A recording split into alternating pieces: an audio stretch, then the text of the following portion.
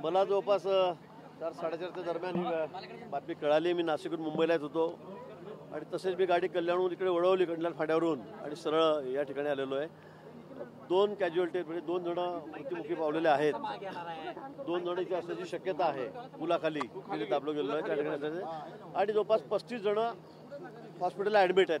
काही खाजगीमध्ये आहेत, काही सरकारीमध्ये आहेत. असे 35 जण जवळपास 32 ते 35 जण या ठिकाणी ॲडमिट आहेत. पण ते आउट ऑफ डेंजर आहेत. फार त्याच्या जीवाला धोका नाही असं डॉक्टरांनी सांगितलेलं आहे.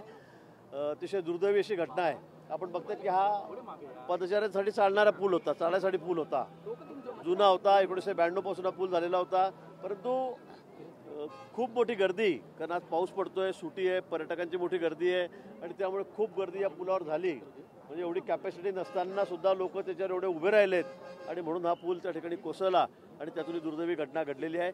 आपण बघतायत NDRFच्या 2-3 टीम या ठिकाणी आहेत, सर्व पोलीस यंत्रणा आहे, डॉक्टर्स आहेत, सगळ्या डिझास्टरच्या सगळ्या टीम पुण्याहून या ठिकाणी आलेल्या आहेत आणि बचाव कार्य या ठिकाणी सुरू आहे. आता वाहून गेलेले काही लोक आहेत, त्यांचाही शोध सुरू आहे. नेमकं ते बाहेर आलेत, त्यांच्या जीविताला काही हानी झालेली आहे, धोका झालेला आहे, हे आपण बघतोय. आज तसं नक्की सांगता इथे गर्दी खूप होती. आज मला इथल्या स्थानिक लोकांनी सांगितलं की आज पर्यटकांची खूप मोठी गर्दी या ठिकाणी होती आणि हा पूल आपण बघतात इथे मध्ये त्याला कुठला सपोर्ट नव्हता आणि हा पदचाऱ्यांसाठी पूल होता. पण एकाच ठिकाणी येऊन सेंटरला लोक त्या ठिकाणी थांबले आणि त्यामुळे हा पूल खाली तो वाकला, कोलॅप्स झाला आणि त्यातून ही घटना घडली. आता इतिहास सांगणं कशी नाही, कारण मोजता येणार नाही किती लोक होते पुलावर, किती जण होते, किती वाहून गेले, किती सापडले. पण तो पुढे बंधारा आहे, त्या ठिकाणी बंधाऱ्यावर काही लोक ते सापडतात का किंवा जे वाहून गेले ते की बाहेर निघाले का या बाबतीत अजून आकडा नाही. पण मला वाटतं अनेक जण स्थानिक लोकांनी खूप मदत केली, त्यांनी त्यांना वाचवण्याचा प्रयत्न केला आणि ते वाचले.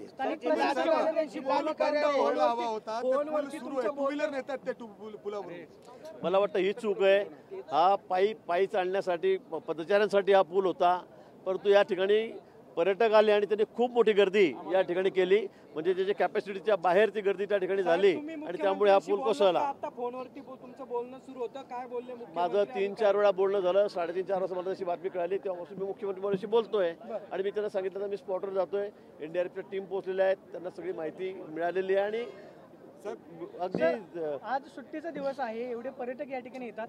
पोलीस प्रशासनाला माहिती नाही का किंवा हा पूल धोकादायक स्थितीमध्ये आहे, प्रशासनाची सुद्धा जबाबदारी होती.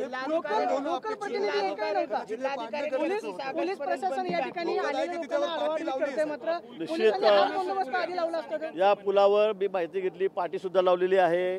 परंतु पर्यटक या ठिकाणी आले तर त्यांनी खूप मोठी गर्दी या ठिकाणी केली. आपण वेळोवेळी सूचना देतोय, म्हणजे अगदी लोणाळा खंडापासून असेल, कसारा घाटात असेल किंवा कुठेही असेल, ज्या ठिकाणी वॉटरफॉल आहेत, नदीचा प्रवाह मोठा आहे, त्या ठिकाणी आपण नेहमी सांगतो, दरवर्षी आपण सांगतो.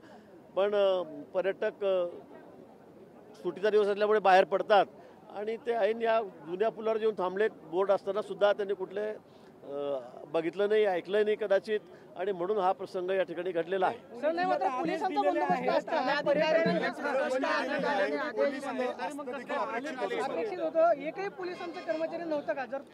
निश्चित त्याची चौकशी केली जाईल. पोलीस होते नव्हते त्याची माहिती आपण घेऊ, चौकशी करू त्या संदर्भामध्ये.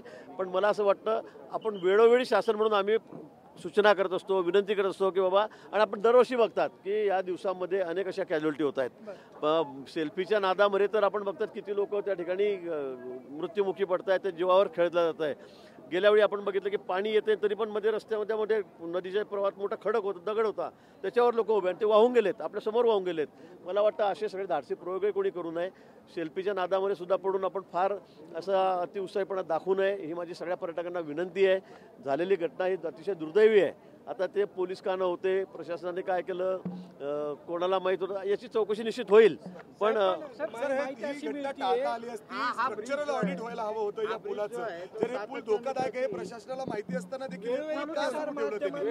नाही, या ठिकाणी हा पदचाऱ्यांसाठी पूल होता, ही वस्तुस्थिती आहे. या पुलावरून एवढी गर्दी होताच कामा नये. इथे बोर्ड सुद्धा लावला, हा धोकादायक पूल आहे, इथे कोणी थांबू नये, ही पण त्या ठिकाणी हे पण बोर्ड लावलेला होता. आणि मला त्या अधिकारी सांगितलं की बाबा याचं टेंडरही झालेलं आहे, हा पूल सुरू होणं आवश्यक होतं, पण आता पावसाळ्यामुळे थांबला. याला किती 7-8 कोटी रुपये या पुलासाठी ठेवले गेलेले आहेत, त्याचं टेंडर सुद्धा झालेलं आहे असंही मला अधिकाऱ्यांनी काही त्या ठिकाणी सांगितलेलं आहे. पण दुर्दैवाने या आधीच ही घटना घडली आणि त्यात काही लोकांचा मृत्यू सर झालेला आहे. आपल्याकडे म्हणजे कोणतीही दुर्घटना घडल्यानंतर उपाययोजना केल्या जातात, मात्र जर ही निश्चित आमचा यासाठी प्रयत्नच आहे अशी घटना घडू नये म्हणून आपण वेळोवेळी त्या ठिकाणी सगळा पोलीस बंदोबस्त ठेवलेला आहे, व्हॉलंटियर्स ठेवलेले आहेत, सगळ्यांना आपण सूचना करतोय, विनंती करतो आहे. निश्चित शासन या बाबतीमध्ये अतिशय सतर्क आहे. आपण गेल्या वेळी बघितलं असेल, आम्ही दर 2-3 दिवसांनी आम्ही सूचना देत होतो की बाबा पर्यटनाला जाऊ नका, अतिवृष्टी होते, खूप मोठा पाऊस आहे. पण पर्यटकही खरं म्हणजे आपापल्या जीवाची जबाबदारी आपणही थोडी घेतली पाहिजे, आपणही काळजी घेतली पाहिजे, आपल्या कुटुंबियांची मुलांची काळजी आपण घेतली पाहिजे. सर मात्र प्रश्न एकच उपस्थित होतो, राज्यामध्ये असेल किंवा देशामध्ये दुर्घटना घडल्यानंतर उपाययोजना केल्या जातात. जर पूल धोकादायक स्थितीमध्ये आहे त्याचं पावसाळ्यामध्ये बंद ठेवणं किंवा रस्ता पूर्णपणे बंद करणं गरजेचं होतं. सर्वसामान्यांचं मरण एवढं स्वस्त झालंय का? सुट्टीच्या दिवशी आनंद घ्यायला येतात, पूल पडतो, प्रशासन मात्र जबाबदारी झटकतं की लोकांनी गर्दी आम्ही केली? कुठली जबाबदारी झटकत नाही. त्याच्यावर बोर्ड लावलेलं होतं की त्याच्यावरून कोणी वापरू नये, गर्दी करू नये हे म्हटलेलं होतं. हा फक्त सिंगल पायी याच्यासाठी पूल आहे. पण त्या ठिकाणी जर एकदम 200-400 लोक येऊनच उभे राहून गेले पूर बघायला, पाणी बघायला, त्यामुळे ही दुर्दैवी घटना घडलेली आहे. निश्चित पोलिसांनी या ठिकाणी थांबायला पाहिजे होतं. आपण म्हणतायत ते बरोबर आहे, पण या ठिकाणी आता पोलीस होते की नव्हते, त्यांना कल्पना होती नव्हती याची चौकशी या ठिकाणी केली जाईल.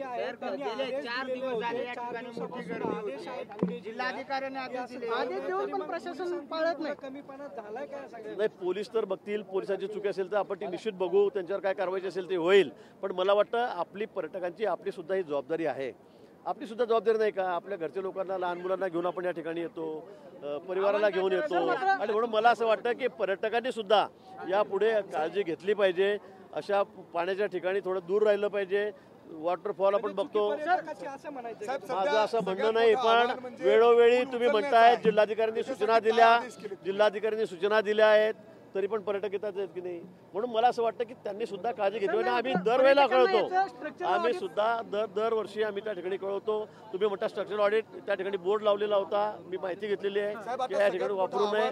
पण हो, पूल कसं उचलणार, उचलला जाईल पूल थोड्याच वेळात. आता मी बघतो आहे सगळे मशीन आलेले आहे, मोठं क्रेन सुद्धा या ठिकाणी आलेलं आहे.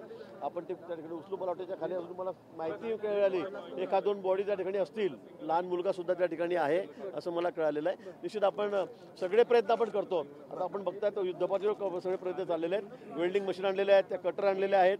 अशी माहिती मिळते की हा पूल अनेक लोकांनी रील्स केले, त्याचे इंस्टाग्रामवर टाकले आणि सुट्टीच्या दिवशी इकडे गर्दी वाढली.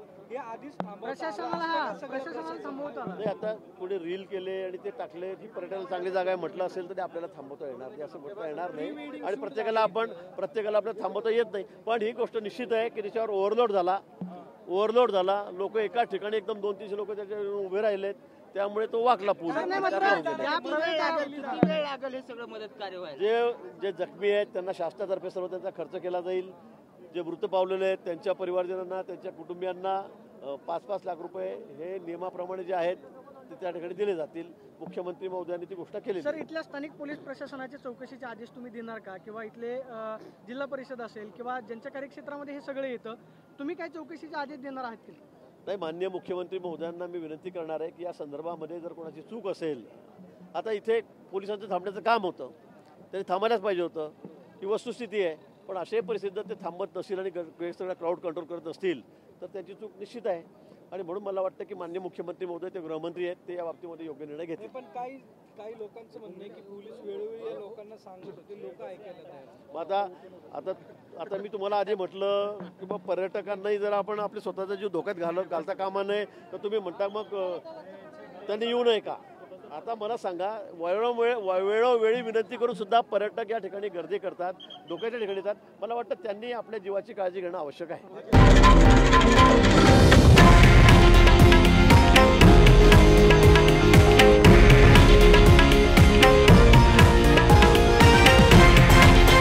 हे आहे देशातील नंबर 1 न्यूज नेटवर्क आणि आपण पाहत आहात TV9 मराठी, एकमेव.